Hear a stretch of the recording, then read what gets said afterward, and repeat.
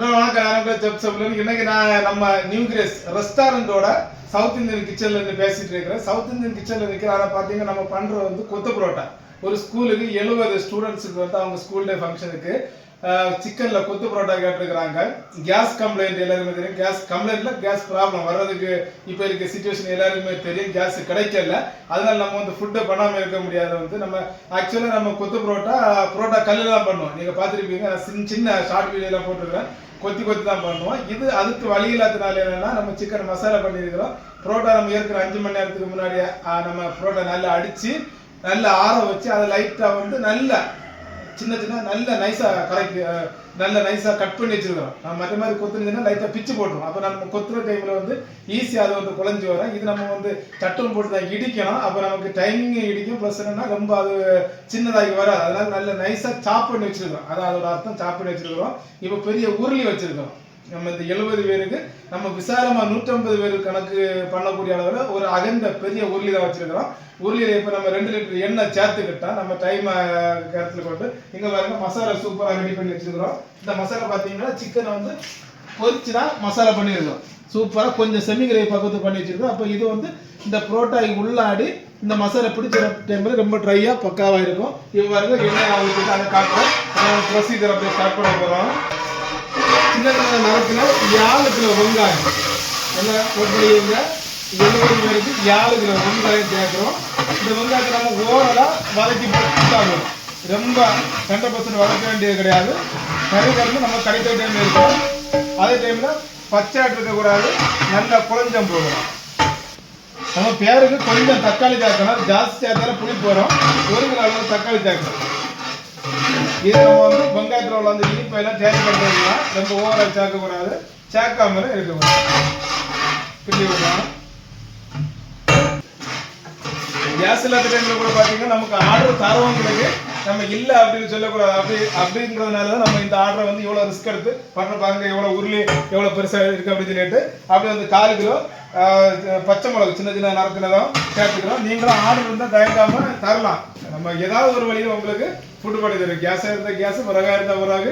அது நம்ம சவுத் இந்தியனில் பண்ண வேண்டிய சவுத் இந்தியனில் தான் பண்ணோம் அப்படின்னு கிடையாது.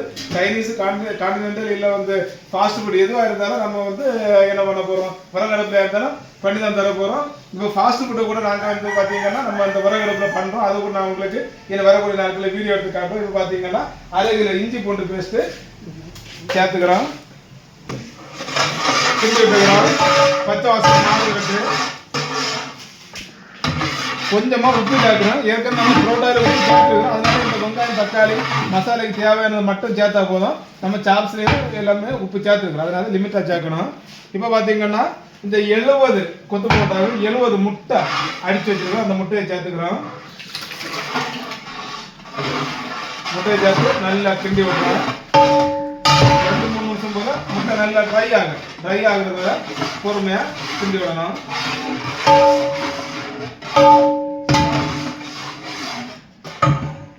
இப்போ பார்த்தீங்கன்னா 1/2 கிலோ முந்திரி சேர்க்குறேன். இது வந்து பச்சை முந்திரி. நம்ம இந்த டைமில் சேர்த்துக்கிட்டோம்னா ஆயில் எல்லாமே சேர்ந்து நல்லா ஷார்ட் ஆகிற டைமில் ப்ரௌன் கலர் ஆகிடும். இது கம்பல்சரி சேர்க்கணும் இல்லை. நம்ம ஒரு ஆர்டர் பண்ணுற டைமில் இது சேர்த்தாச்சுன்னா ரொம்ப குவாலிட்டியாக இருக்கும். டேஸ்ட்டு இடைக்கிற இது கடிப்படுற டைமில் சூப்பராக இருக்கும்.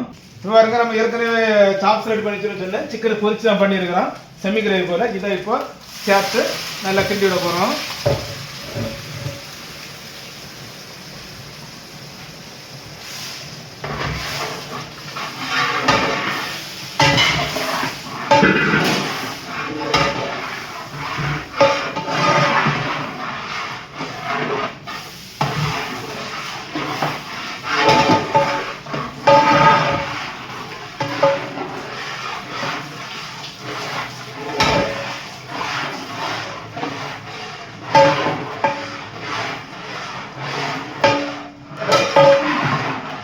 இவருக்கு சூப்பராக நம்ம அந்த புரோட்டா, அதாவது 280 புரோட்டா இருக்குது. ஒரு ஆளுக்கு 4 கணக்கு பண்ணி நான் ஃபஸ்ட்டு சொன்ன போல நல்ல நைஸாக சாப் பண்ணிக்கிறேன். இந்த புரோட்டாவை சேர்த்துக்கிறேன். இந்த கிரேவி இந்த பக்கத்து இருக்கிறனால நம்ம கிண்டி ஓட்டுற டைமில் சூப்பராக பரோட்டா இல்லாடி கிரேவி எல்லாமே பிடிச்சி வரும். இப்போ கிண்டுறோம்.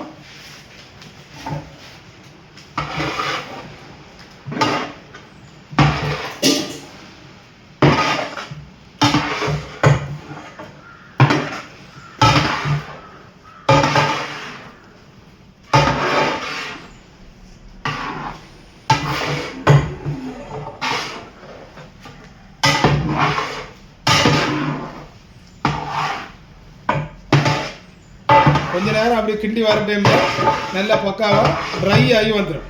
இந்த புரோட்டா கிரேவியோட உள்ள அந்த செமி கிரேவியில் உள்ள அந்த மசாலா எல்லாமே நல்லா உள்ள உறிஞ்சி எடுக்கும், அதாவது அப்சர்வ் பண்ணி எடுக்கும். இந்த டைமில் சூப்பராக ட்ரை ஆகிடும். இது நம்ம கொஞ்சம் இதை வந்து இந்த சட்டம் வச்சு இடிச்சு விட போகிறோம். அது வந்து நம்ம சிக்கன் ஃப்ரை பண்ணி தான் போடுறது, சின்ன பீஸ் தான் இருந்தாலும் கொஞ்சம் கூட உடம்பு வரணும், உள்ள மசாலா எல்லாம் நல்லா பிடிக்கும். அதனால கொஞ்சம் நம்ம அப்படி நல்லா இடிச்சு விட போகிறோம்.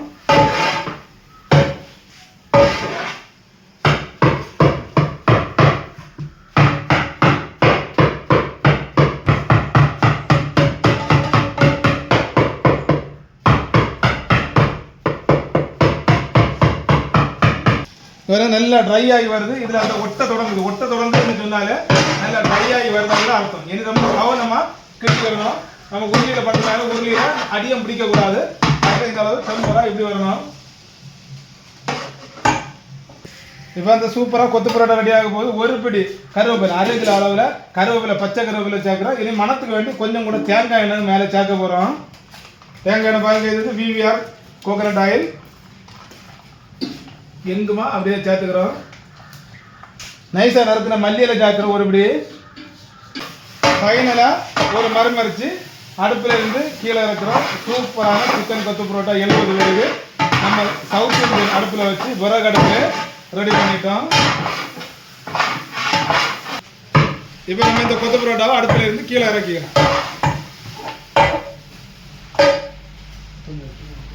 இப்போ பார்த்துக்கலாம் அங்கே வந்து கையா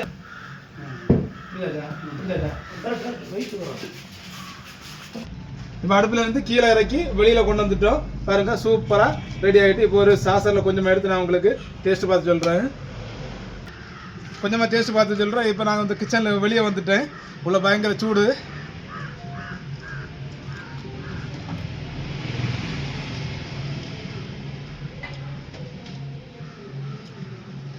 நிஜமாக ரொம்ப பர்ஃபெக்டாக இருக்குது.